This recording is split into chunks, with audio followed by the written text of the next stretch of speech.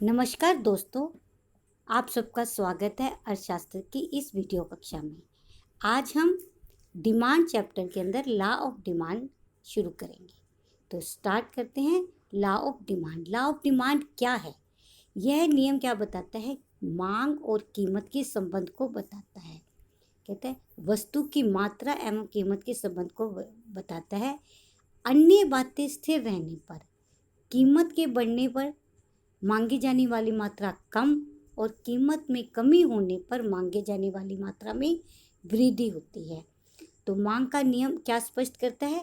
मांग और कीमत में कौन सा संबंध पाया जाता है? विपरीत संबंध पाया जाता है। प्रोफेसर मार्शल लिखते हैं, अन्य बातें समान रहने पर कीमत में गिरावट के साथ साथ मांगे जाने वाली मात्रा बढ़ती है और कीमत में वृद्धि के साथ साथ घटती है। तो दूसरे शब्दों में हम क्या कह सकते हैं? मांग का नियम बताता है कि अन्य बातें समान रहने पर कीमत के घटने से वस्तु की मांगी गई मात्रा बढ़ती है और कीमत के बढ़ने से मांगी गई मात्रा घटती है। तो इस प्रकार जब भी हमने लॉ ऑफ डिमांड लिखना है, ये आपको चाहे 2 नंबर में आए चाहे ज़्यादा, कभी भी आपने क्वेश्चन लिखना है मांग का नियम लिखते हुए, पहले आपने उसका अर्थ स्पष्ट करना है, फिर किसी एक की डेफिनेशन आप जरूर लिखना है। जैसे यहाँ मैंने मार्शल की लिखी है तो इसकी सबसे अच्छी चलती है, तो ये एज इट इज़ आप इसको मार्शल की जो डेफिनेशन है इसको आप एज इट इज़ ही लिखोगे और इसके बाद आपने इसका क्या देना होता है? स्ट्रक्चर और फिर इसकी डायग्राम। तभी ये क्वेश्चन इफेक्टिव बनेगा, अन्यथा आपका क्वेश्चन इफेक्टिव नहीं बनेगा, मार्क्स आपके कम हो जाएंगे। 2 नंबर में आएगा, मीनिंग दो, परिभाषा दो और फिर आपने स्ट्रक्चर और डायग्राम देनी है। अब स्ट्रक्चर देखिए, पी और क्यू, पी फिर कीमत है, क्यू पर क्वांटिटी। देखो जैसे जैसे कीमत कम हो रही है मांग मात्रा क्या है हमारी? बढ़ती जा रही है। कीमत 10 है तो क्वांटिटी 10, 8 है तो 20, 6 है तो 30, इस प्रकार 2 है तो 50। जब हम इसको हम क्या करेंगे? अब रेखा चित्र पर ड्रॉ कर लेंगे। इस तरफ ओ वाई एक्सिस पे हमने क्या लेना है? प्राइस, और वो एक्स पे हमने क्या लेना है? क्वांटिटी। और ये हमारे पास क्या आ जाएगा? डी डी रेखा हमें मिल जाएगी जो ऊपर से नीचे गिरती हुई होगी, जो हमें दिखाती है कि कीमत के कम होने पर मांग मात्रा बढ़ती है।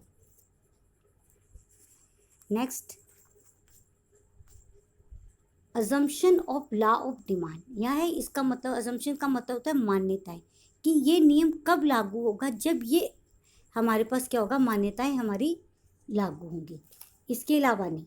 तो उसके लिए सबसे, जैसे आपने बोला था अन्य बातें स्थिर रहने पर, अन्य बातें स्थिर रहने पर वो क्या है? इस नियम की मान्यताएं हैं, अजम्पशंस हैं।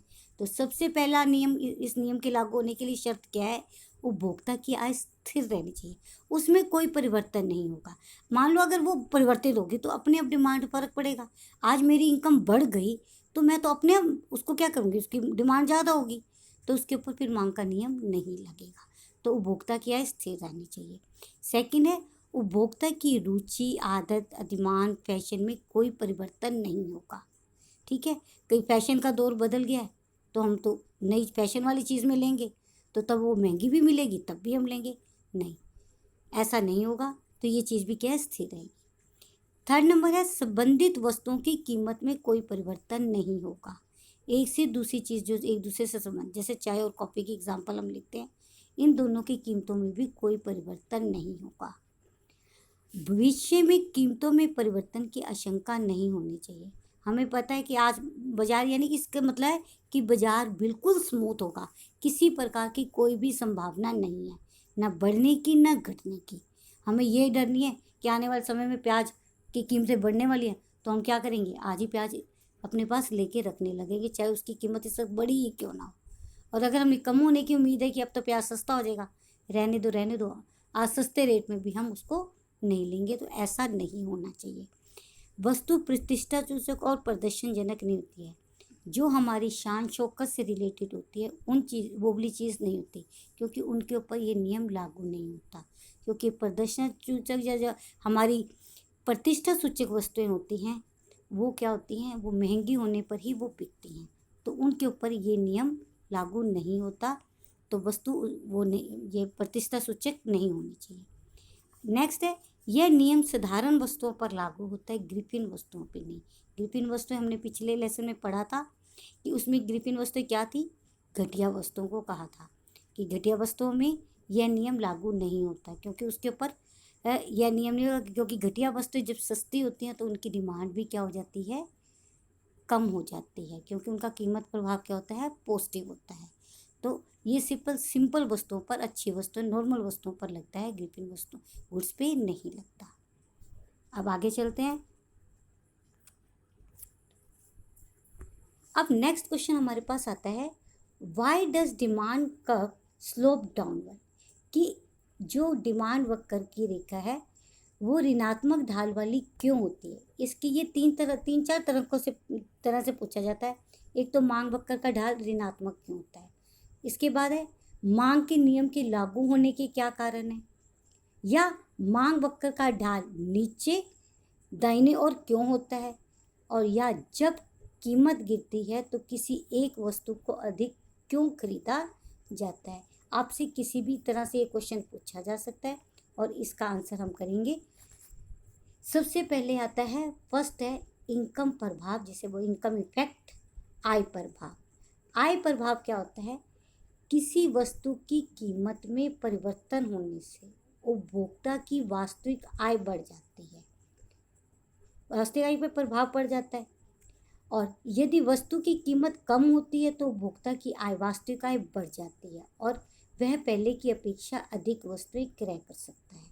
इसको हम कैसे समझेंगे, जब किसी वस्तु की कीमत कम हो, मान लो एक चीज़ आप 50 रुपये थी, चीनी के ले लो, 40 रुपये किलो चीनी है, हम 4 किलो चीनी खाते हैं तो हमारे 160 रुपये लगते हैं। अब अगर चीनी की कीमत 40 रुपये से कम होकर 35 रुपये हो जाती है, या 30, जो भी ला लो, 30 लगाओगे तो आसानी से कैलकुलेशन हो जाएगी, 30 हो गई, तो आपकी कीमत कितनी, आप कितने लेते हो, 4 किलो लेते हो तो आपके लगे 120। पहले आपके कितने लग रहे थे, 40 थी, 4 किलो लेते 160, यानी कि अब 30 रुपये आपकी बचत हुई। वो आपकी वास्तविक इनकम कितने रुपये से बढ़ गई, पहले 160 थी और अब होगी कितनी, 120। तो 40 रुपये आपकी वास्तविक। अब उस वास्तविक बढ़ी हुई आय से आप क्या करोगे, डिमांड बढ़ाओगे। तो इसी को क्या कहा जाता है, इनकम इफेक्ट है, कि जब किसी वस्तु की कीमत कम हो जाती है तो उपभोक्ता की वास्तविक आय बढ़ जाती है, और अगर यही कीमत ज़्यादा हो जाती, ये 50 रुपये किलो हो जाए, तब तो आपके 200 रुपये लगे, 40 रुपये कम हो गए, तो आपकी पैसे कम होंगे तो आप डिमांड अपने आप ही कम करोगे। ठीक है। अब नेक्स्ट हमारे पास है सब्स्टिट्यूशन इफेक्ट। सब्स्टिट्यूशन प्रतिस्थापन प्रभाव। प्रतिस्थापन प्रभाव क्या होता है, जब दो वस्तु एक दूसरे के स्थान पर प्रयोग की जाती है तो एक की कीमत में जो परिवर्तन होता है तो उसी का प्रभाव दूसरे की मांग पर पड़ता है। यदि किसी वस्तु की कीमत यथावत है और उससे संबंधित वस्तु की कीमतें परिवर्तित हो जाती हैं तो ऐसी दशा में पड़ने वाले प्रभाव को क्या कहते हैं, प्रतिस्थापन प्रभाव कहते हैं। जैसे चाय या कॉफी, इसके कारण भी हमारा क्या हो जाता है, मांग वक्र नीचे की ओर चला जाता है, ये ऋणात्मक ढाल वाला हो जाता है। आगे है law of diminishing marginal utility, ह्रासमान सीमांत उपयोगिता का नियम, बहुत महत्वपूर्ण है। इस नियम के अनुसार क्या है, इस यह नियम हमें क्या बताता है कि जैसे जैसे हम किसी वस्तु का उपभोग करते हैं तो उसकी उपयोगिता हमारे लिए कम होती चली जाती है, और कम उपयोगी वस्तु के लिए हम कम कीमत देने को तैयार हैं।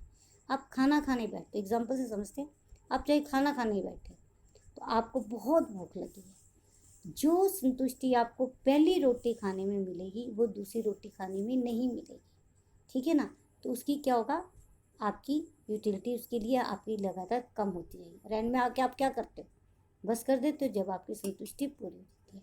तो यही बात हमारे इस नियम पे लागू होती है कि क्या है कि जैसे जैसे हमारे पास कोई चीज़ की इकाइयाँ बढ़ती चली जाती हैं तो उसकी उपयोगिता क्या होती है, हमारे लिए कम हो जाती है, और कम उपयोगी वस्तु के लिए हम कम कीमत देने को तैयार होते हैं। कहते हैं इस नियम के अनुसार जैसे जैसे उपभोक्ता किसी वस्तु की अधिक इकाइयों का उपभोग करता है तब प्रत्येक अगली इकाई से मिलने वाली उपयोगिता घटती है, इसलिए प्रत्येक अगली इकाई को खरीदने के लिए उपभोक्ता पहले से कम कीमत देने को तैयार होगा। नेक्स्ट है नए क्रेताओं का प्रवेश। नए क्रेताओं का प्रवेश में क्या होता है कि जब बाज़ार में कोई चीज़ कीमत सस्ती होती है या महंगी होती है तो उसका प्रभाव क्रेताओं की यानी कि खरीदार के ऊपर भी पड़ता है। अगर मान लो कोई वस्तु सस्ती हो गई तो जो उपभोक्ता उस वस्तु को पहले नहीं खरीदे थे महंगी होने की वजह से, अब वो और खरीदने लग जाएंगे, यानी कि क्रेताओं की संख्या बढ़ जाएगी तो डिमांड ऑटोमेटिकली बढ़ जाएगी, यानी कि कीमत कम होते हुए उसकी मांग बढ़ गई। और अगर वस्तु महंगी हो जाती है तो जो उपभोक्ता उसका यूज़ कर रहे थे वो उसको छोड़कर चले जाएंगे। प्याज की एग्जांपल हमारे पास सबसे सामने रहती है कि बीच में प्याज के रेट जैसे बढ़े 50, 60, 80 रुपये हो गए, 100 रुपये हो गए, तो कुछ उपभोक्ता उसको लेना छोड़ गए और जैसे ही सस्ते हुए तो जो पहले नहीं ले रहे थे वो भी उसको लेने लग गए। आगे है हमारे पास अपवाद, exception of the law of demand. अपवाद क्या है? अर्थशास्त्र का कोई नियम भी मान्यताओं और अपवाद के बगैर पूरा नहीं होता। मान्यताएं मानी, अब यही इसकी क्या बन जाती हैं? अपवाद बन जाते हैं कि किन चीज़ों पर किन पर ये नियम नहीं लगता। सबसे पहले है प्रतिष्ठा सूचक वस्तुएं, पीछे भी हमने बात की थी, जो हमारे सम्मान का प्रतीक होती है वो और शान शौकत की वस्तुएं होती हैं, इनके ऊपर ये नियम नहीं लगता, क्योंकि डायमंड जितना महंगा होगा उसकी डिमांड उतनी ही बढ़ती है। ठीक है, कई लोग कार अपने हमें रखनी है तो कई लोगों को अपने रुतबा बनाए रखने के लिए महंगी कार महंगी बाइक रखनी पड़ती है, वो रखते हैं, तो वो चीज़ जितनी महंगी होगी उतनी ही उनकी रेपुटेशन बढ़ेगी और उतनी ही उस वस्तु की डिमांड बढ़ेगी। सेकंड पॉइंट है अज्ञानता, इग्नोरेंस। अज्ञानता के कारण भी हम कई बार लोग सोचते हैं कि जो चीज़ महंगी होती है वो अच्छी होती है, तो इस करके वो बड़े हुए दामों पर समझते हैं कि हम वस्तु खरीद लेते हैं, तो इसको कहते हैं अज्ञानता के कारण। और थर्ड है ग्रिफिन गुड्स। ग्रिफिन वस्तुएं कौन सी होती है? घटिया वस्तुएं जिसे आप बोलते हैं। ग्रिफिन वस्तुएं वे वस्तु होते हैं जिनका कीमत प्रभाव धनात्मक होता है तथा आय प्रभाव ऋणात्मक, यानी कि कीमत प्रभाव धनात्मक है। जब इन वस्तुओं की कीमत कम होती है तो इनकी मांग भी कम हो जाती है, और आय प्रभाव में क्या होगा? इनकी आय बढ़ती है तो इनकी मांग कम हो जाती है। तो ये आय प्रभाव ऋणात्मक होता है और कीमत प्रभाव क्या होता है? धनात्मक होता है। अर्थात कीमत के घटने से इनकी मांग घटती है और कीमत के बढ़ने से इनकी मांग बढ़ती है। इसे ग्रिफिन का विरोधाभास भी कहा जाता है। ग्रिफिन नाम के अर्थशास्त्री ने इसके बारे में बात की थी, तब से इसको कहा जाता है ग्रिफिन का विरोधाभास। तो ये हमारा लेसन कंप्लीट हो गया, ये लॉ ऑफ डिमांड हमारा कंप्लीट हो गया। Thank you.